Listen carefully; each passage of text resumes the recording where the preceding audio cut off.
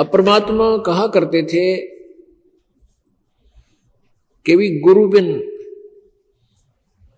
बिन माला फेरते, गुरु बिन देते दान, गुरु बिन दोनों निष्फल हैं, चाहे पूछो वेद पुराण। अब परमात्मा की इन बातों से बहुत प्रभावित होते थे बुद्धिमान व्यक्ति और कहते थे भी गुरु तो हमने बना रखा है। अब कबीर परमात्मा जी कहा करते थे कि भाई तुम कहते हो ना हमने गुरु तो बना रखे हैं, हम हमारे गुरु जी हैं, हमने उपदेश ले रखा है, कच्चा काम थोड़ा ही कर रखा है। तो परमात्मा कहा करते थे कि भाई ये गुरु जो है ये नीम हकीम है, तुम्हारे गुरु पूरे नहीं है और पूरे गुरु बिना बात बने को नहीं। अब ये बात परमात्मा की धीरे धीरे काफी चर्चा का विषय बन गया। एक गुजरात के अंदर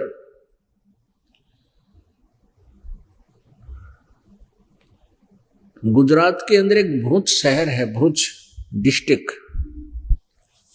और भरूच डिस्ट्रिक्ट से 12 किलोमीटर लगभग एक मंगलेश्वर गांव है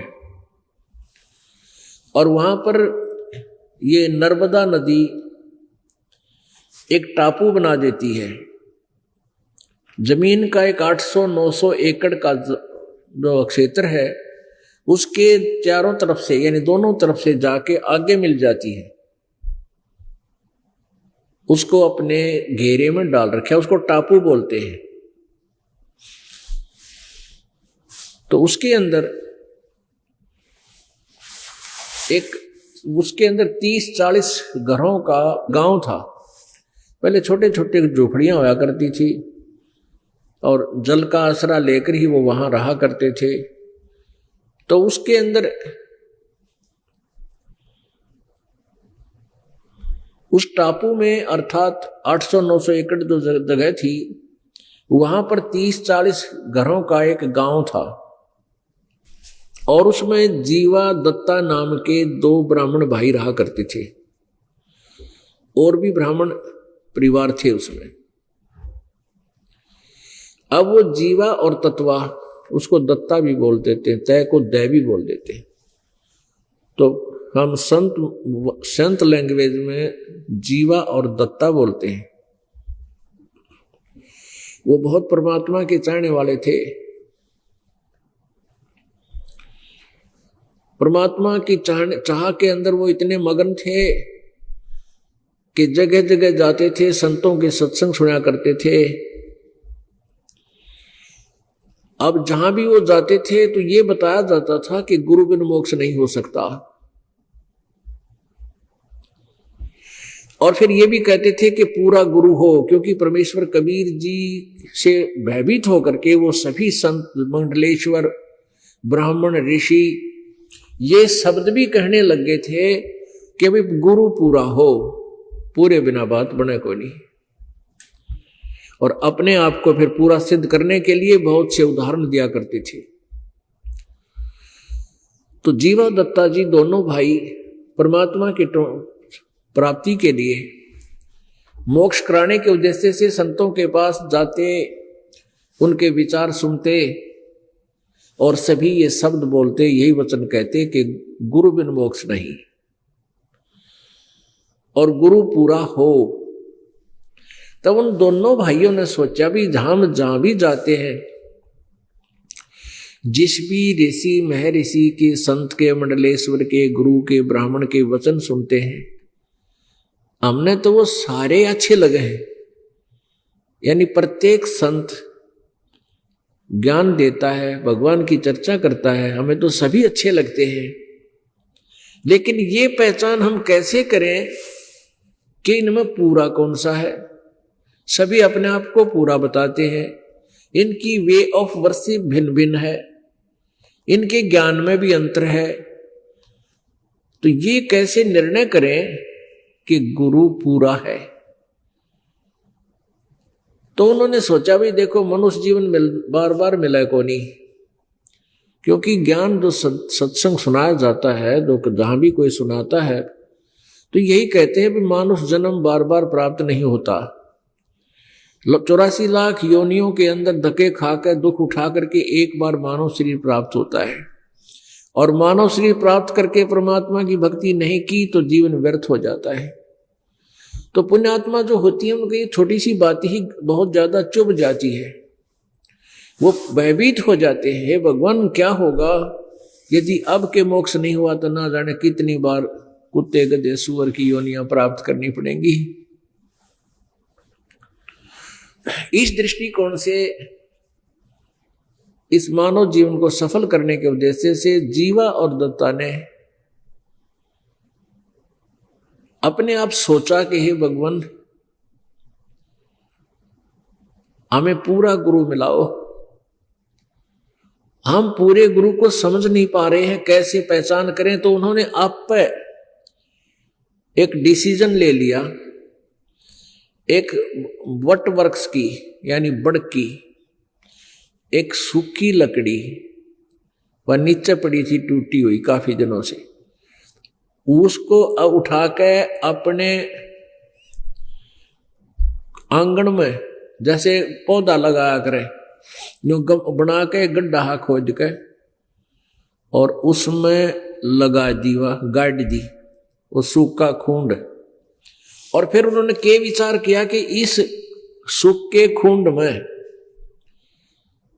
इस सूखी डारी में, टहनी में हम मंडलेश्वर संतों के चरण धोके और चरणामृत डालेंगे। यदि चरणामृत डालने से यह सूखी टहनी हरी होगी, हम उसको पूरा गुरु मान लेंगे। वैसे पुण्यात्माओं ये कोई तरीका नहीं था पूरे गुरु की पहचान का, पर वो बोले वाले थे, श्रद्धा गणी थी भगवान में, और पूर्ण परमात्मा और पूरे गुरु के लिए वो तड़फ रहे थे। तो परमात्मा अपने ऐसी आत्माओं के लिए कोई ना कोई तरीका बनाता है। उन्होंने क्या किया, किसी भी मंडलेश्वर के पास जाते और उनसे उपदेश की प्रार्थना करते, उनके चरण धोके और अपने पात्र में डाल लाते। अब चरणामृत तो कोई भी दे देता है, गुरु संत आके उसमें डालते हैं। कई को अपने घर पर भी बुला देते, कोई आसपास जा रहा होता वहां पहले उनके चरण धोते, आहार कराते और उस लकड़ी में पानी डालते, कुछ नहीं हुआ। ऐसे कई वर्ष बीत गए। अब उन दोनों भाइयों ने प्रार्थना की रो कर एक परमात्मा, हे मालिक पूरा गुरु कोई है नहीं, क्योंकि हमारी टहनी हरी हुई नहीं इनके चरणामृत से, और पूरे गुरु के बिना ये मानुष जीवन व्यर्थ हो जाएगा। हे परमेश्वर या तो पूरा गुरु मिले, और नहीं तो हम अपने दास के इस शरीरों को, हम दोनों भाइयों के शरीर को, मनुष्य जीवन को खत्म कर दो, इसको खत्म कर दो परमात्मा, और उस समय शेष जन्म देना हमारा मनुष्य जीवन का, जिस समय पृथ्वी पर कोई पूर्ण संत आया हुआ हो। वर्तमान में पृथ्वी पर कोई भी पूर्ण संत नहीं है। इतना कह करके घंटों रोए, घंटों रोए। अब पुण्यात्माओं जब आपको तड़प होगी भगवान के पाने की, फिर आप जी का यही हाल होगा।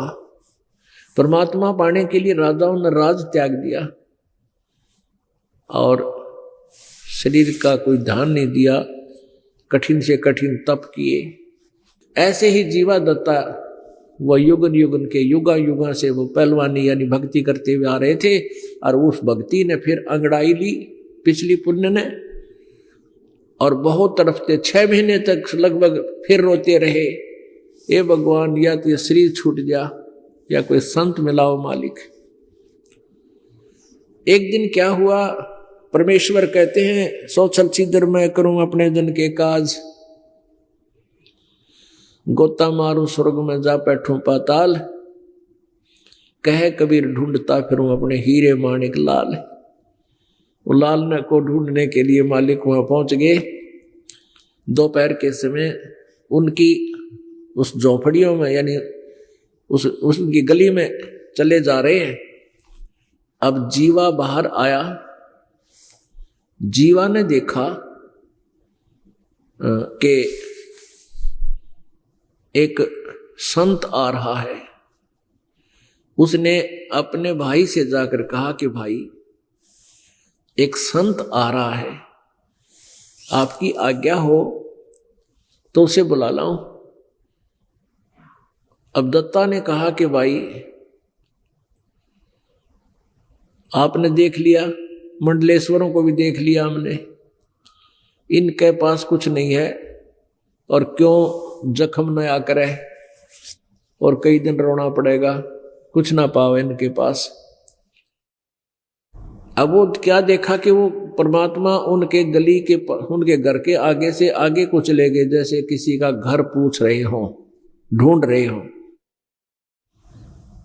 तो दत्ता बार बार जीवा के कहने से दत्ता बाहर गया। जीवा बड़ा भाई था दत्ता का।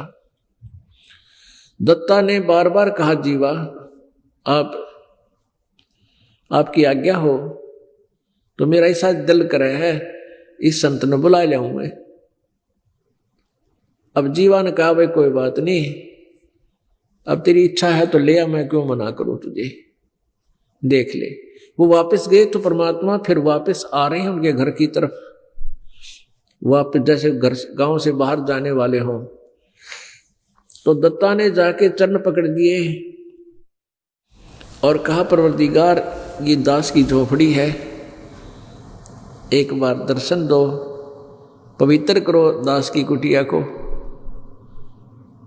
परमात्मा बोले चल भाई, आगे अंदर जैसा भी घर पर व्यवस्था थी, कोई बैठना मुड्डा दे दिया, कोई छोटा सा स्टूल। और जीवा ने कहा दत्ता जा कोई तसला ला उठा के, थाली ला, थाली प्रांत ला, चरण धोएंगे। महाराज आए, भगवान आए, यानी संत आए हैं, संतों परमात्मा का रूप होता है, उनका ट्रेनिंग थी वह डेली की। चरण धोए पानी से और जीवा ने कहा जा दत्ता संतों के चरणामृत को कहीं ऐसे वैसे नहीं डालना चाहिए, वहां पौधे में डाल दिए, उसमें पौधे में। अच्छा जी। अब दत्ता ने जाकर वो ज्यों ही पानी डाला उस तसले से प्रांत से, जैसा जिसमें पात्र में डाल रखा था, और पानी डालते डालते ही कोपल फूट आई उस बट वृक्ष की टहनी के। बोलो सतगुरुदेव की जय।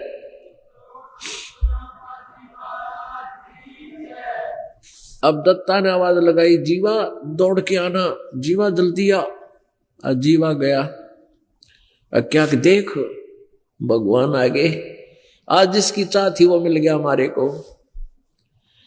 अब देखे थोड़ी देर में पूरी कोपल फूट गई, वह इतने लंबे लंबे पत्ते हो गए, सूखी टहनी गए। अब दोनों ने एक एक पैर पकड़ लिया, एक एक पैर पकड़ लिया, रोवा बुरी तरह मुंह की तरफ देखे, भगवान आप कहाँ छुपे थे,